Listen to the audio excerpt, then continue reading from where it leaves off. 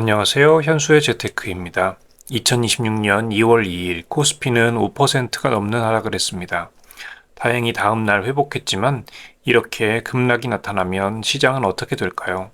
우리는 어떻게 대응하는 게 좋을까요?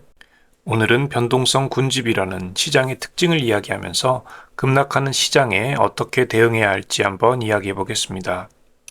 금융시장에서 변동성이 한 번 나타나면 일정 기간 동안 높은 변동성이 유지되거나 줄지어서 나타나는 현상을 변동성 군집 현상이라고 부릅니다. 큰 변화 뒤에는 큰 변화가 따르고 작은 변화 뒤에는 작은 변화가 따르는 경향을 보인다는 거죠. 지진이 발생하면 여진이 있듯이 시장이 한번 충격이 발생하면 그 여파가 바로 사라지는 것이 아니라 며칠 또는 몇 주간 시장을 흔들게 됩니다. 왜 이런 현상이 발생할까요? 몇 가지 이유가 있는데 먼저 정보의 비대칭성과 시차입니다. 새로운 뉴스나 사고가 터지면 모든 투자자가 동시에 이 이벤트를 소화하지 못합니다.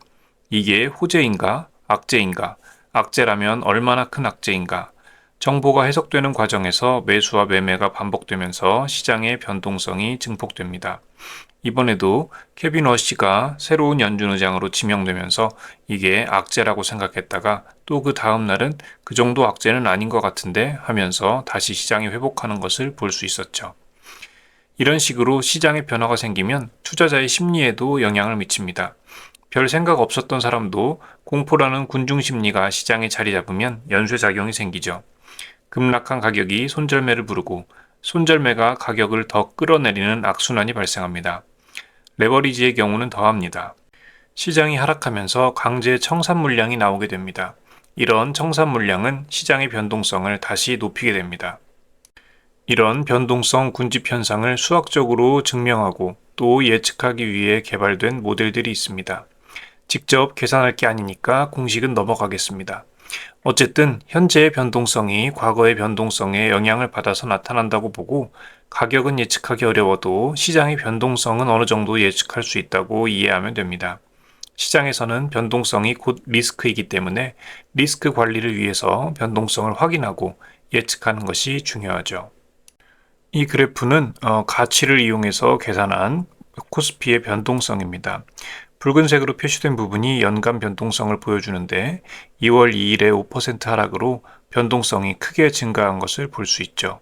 맨 우측 끝을 보시게 되면 됩니다. 빨간색 그래프가 높이 위로 올라간 것을 볼 수 있습니다. 우리가 또 눈여겨봐야 할 부분은 2025년 4월에 트럼프 관세 이슈였던 해방의 날 부근입니다. 변동성이 크게 증가했던 것을 볼 수 있습니다.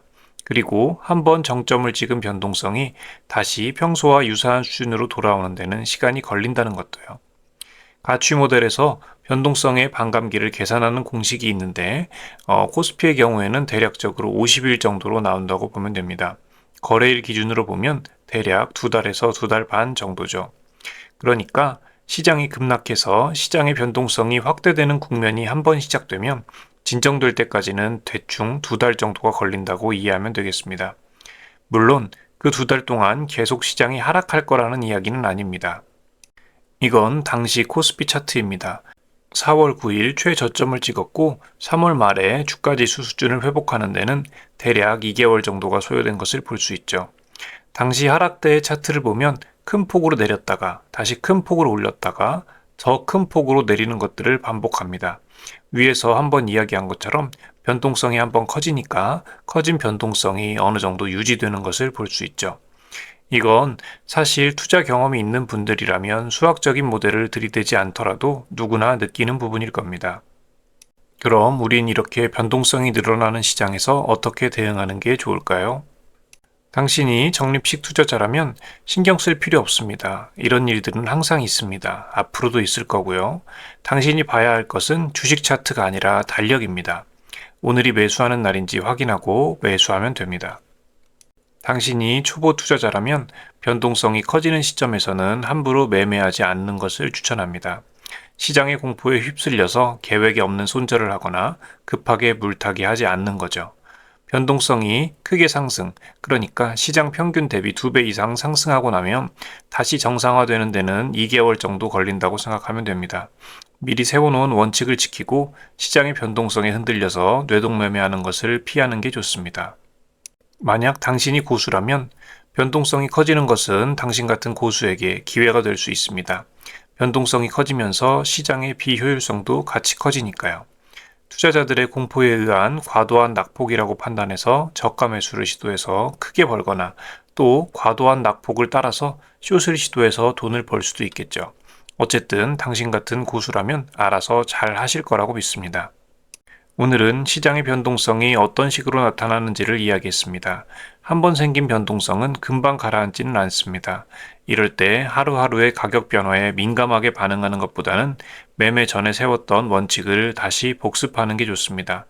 주식 차트를 보기 어렵다면 차라리 무협지를 보세요. 오늘은 여기까지고요. 시청해 주셔서 감사합니다. 여러분의 성공적인 투자를 기원합니다.